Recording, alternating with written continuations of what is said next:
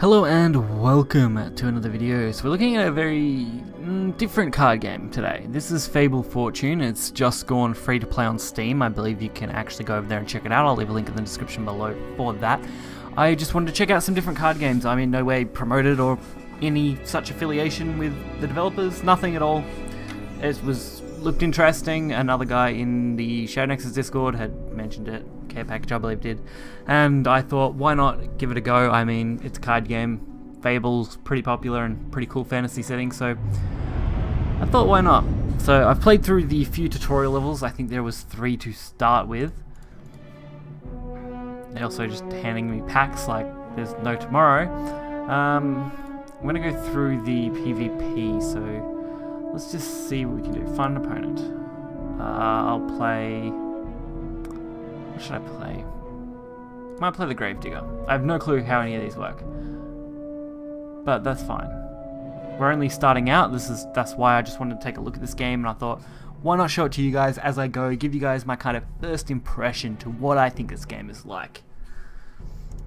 So far, the tutorial was okay. I mean, some of the style and controls feel a little awkward, but everything else actually I was pretty happy with.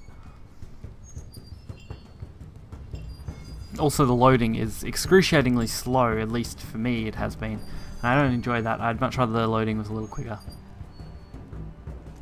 But the environments are pretty nice and cool.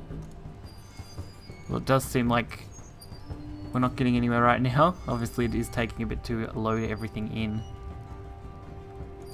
Because I don't believe there's anything I needed to do. There you go. It just says you can't do that right now. Ah, okay. There we go. So it started.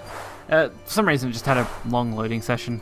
This is the first PvP game I've played, so I don't know whether that's a common occurrence or not. So you get these quests. When you play a quest, you get a reward, and you can actually usually upgrade a character ability sort of thing. You'll see as I go, but play 3 units with more strength and health, play 3 spells that cost 1, spend 18 gold. I think we'll just go with that one, because it's easy. This would be the mulligan phasing, so we get to dump something. I'm probably going to dump the stag beetle to start with, and I might actually keep the rest. I'll just dump the stag beetle, that's fine. You start off with gold. Gold is your mana, PP, whatever you want to call it. It's just your standard currency. Nothing crazy there. And you always start the game with 3. So 3 is your entry level point, which is great. I mean, there's nothing wrong with 3. Last or summons units, Necroblast to deal 3. Like, I've never played, so I don't know how half these cards function. And basically, like I said, a first impression sort of thing. So I love the artwork for this. I think it's a great aesthetic for this kind of game. Personally, I'm not a big fan of the way the decks are laid out over here, but that's about all. Otherwise, I like the player versus player stuff, and I think the characters are very unique. Nice. So they kind of sit on like a chess piece pedestal, and they function as a character. You can set up guards, which will stop your opponent from attacking your face, basically, your character. So one guard, like put guard in friendly unit, costs 1 gold, so you've got to account for that when you're playing stuff. And of course, you have another secondary ability that each character has, so it's very interesting in that sense. Deal 1 damage to all units. I mean, I could use these and then play the... Oh, the chicken has Rush. So, Rush, similar to Shadowverse, I'm guessing. A Rush here, though, is more Storm, so you can hit everything, I think, which is cool. I might kill this. And just...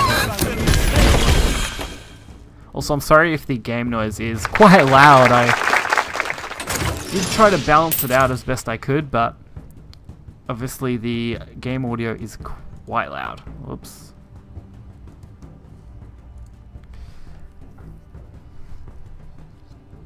So, things get interesting. Turns are a little slower, which I guess is pretty normal. Plus, if this person is as new as I am, then obviously it's going to be a bit slower to make sure everyone knows what the cards do. Deal 3 damage to an enemy unit, and add 1 to adjacent units. It's for Eulogy. I don't really like that. And that kind of helps, I guess. I might actually just hit this in the face and leave up the 3 2s, because they're going to be pretty substantial. If they do hit the skeleton, it does deal 1 to everything else, so that should be pretty good. At least I'm pretty sure that's what that said. It deal 1 to all units, so that should be a good, nice spread. I probably could have actually thrown guard on it, which would have been even better, but it's my first time in a PvP match and I've only played, like I said, the tutorial, so there's things that you pick up when you're looking at a new card game. You know, different effects take a little bit to get used to. So Eulogy obviously is basically just a buff, I guess, in this case. I can't think of it being anything else. Big Entrance is your fanfare, so when you play it, it does something. I've found that out in the tutorial. Last Laugh obviously being your kind of death rattle or last word effect. So this is actually kind of okay. He also did just kill his own stuff though, so that works out in my favour. I'm going to turn the sound effects down properly because they do seem loud still. Reanimate, give last word. I don't want to play that on something like that. This one though is okay. I don't mind this one. I might actually even use this. That thing can just outright die. I think we're doing a good job.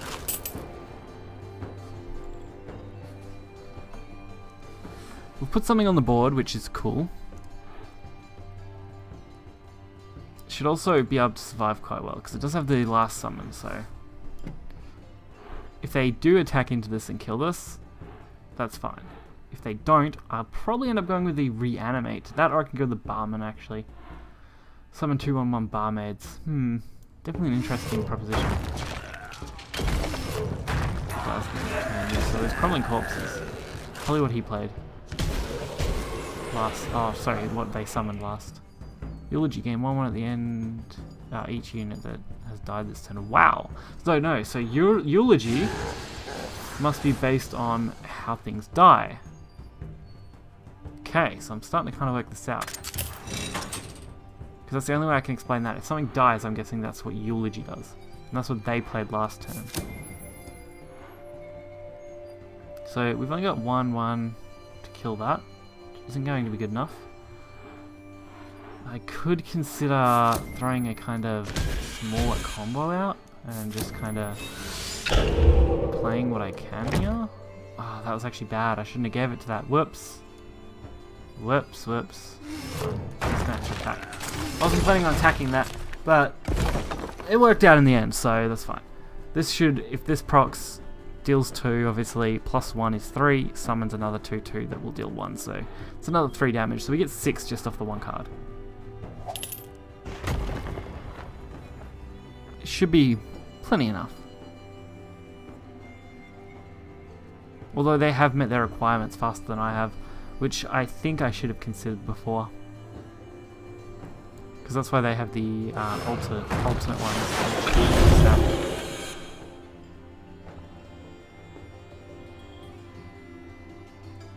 So we are 1 off that, which means I'm probably going to have to play this if I want to use something.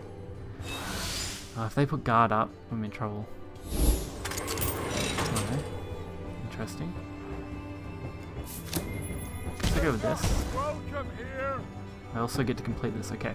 Summon a 2/1 Raging Corpse with Rush. It dies at the end of turn. Summon 1/1 Shambler and 1/1 Crumbling Corpse with Rush. So the 2/1/1s does seem okay. Although they will die instantly anyway, so I might actually do this one. Only because it's fine. How many times can I activate this? Can I activate it twice? No. Okay. Like I said, learning experience. How much do I have left? 2. So, I might set up this block. I'm not sure how we got the second quests. I think you get them at the start of your next turn. Which is okay. But I don't mind how this game is designed. I think the chest piece things on the bottom are a little awkward looking, but the art looks good.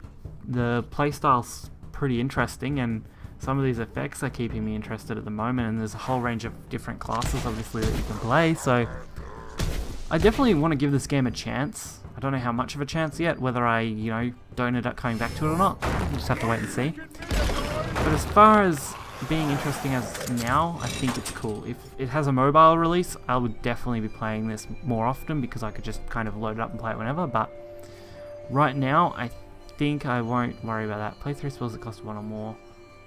I might go for Mosh Pit, because I think it's going to be easier to take advantage of. I really want to play that Rock Troll. But I know if I play Rock Troll, I'm getting hit in the face by a lot. Okay.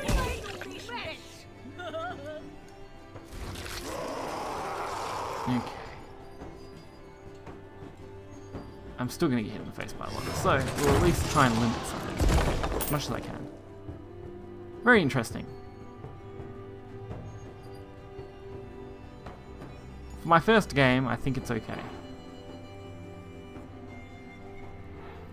Give a unit +1 strength and set its health to be equal to its strength. Wow, okay. That would be crazy on something like that, where you just buff it and then set it. I think that's what he might have used last time to heal up. Tattooist, big enhance, big enhance. Give adjacent units +1. I could actually use that quite effectively on the barmaids. So as long as I don't have 3 damage. That's all we're worried about. I mean, they have got this, which is 2 damage rush, so that'll be 1 off. So that's a little annoying, but not impossible.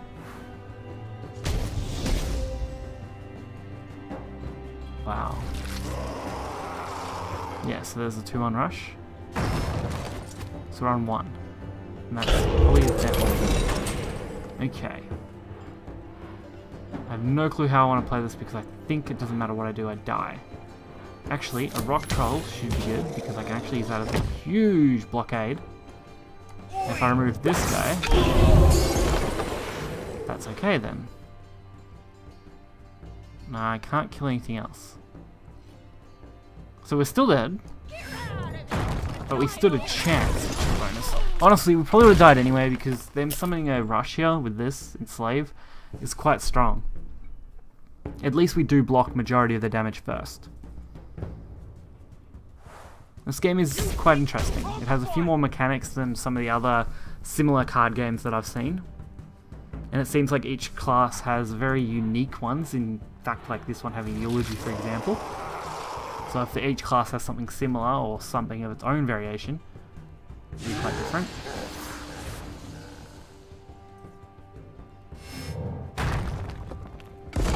Okay.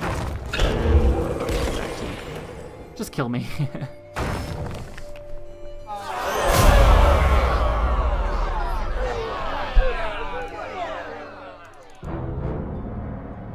Okay, we may have lost, but we did level up, so that's always nice. So there's a few things you can do, like this is just the event screens and stuff that you can get to through the play menu of Glizzly. We do have a few packs we'll open them for the end of this video. I did open 10 right at the start, but I haven't actually looked through the cards or built my own deck. I was just playing with the basic deck that you get given, just as a kind of, you know, starter thing, so I could see where to go. That's pretty cool looking. I have no clue what rarities these are set out. I have, you know, like I said, no prior experience with the game. Jumped in literally a few minutes before starting this video, played the tutorial and played a game which you just watched, so you know about as much as me if you've never seen this game before. If you have any experience in card games, I'm sure it's not something that'd be hard to pick up, as like I've learnt most of this pretty quickly for the basic stuff, and just be finely tuning how to play. The cards affects heal now on damage instead. Wow. So I hope you guys did enjoy this video. Obviously it wasn't the longest thing in the world, but this game has been interesting to say the least. I mean, overall I think the loading stuff is probably the most annoying thing, and some of the controls for attacks and stuff when you're attacking feel a little wonky because you've got to kind of do everything one motion at a time and you can't just kind of line up extra motions on top of them, at least not that I found. So hopefully you guys enjoyed this video. If you did, hit that like button and subscribe for more content, and I will catch you guys next time. See ya.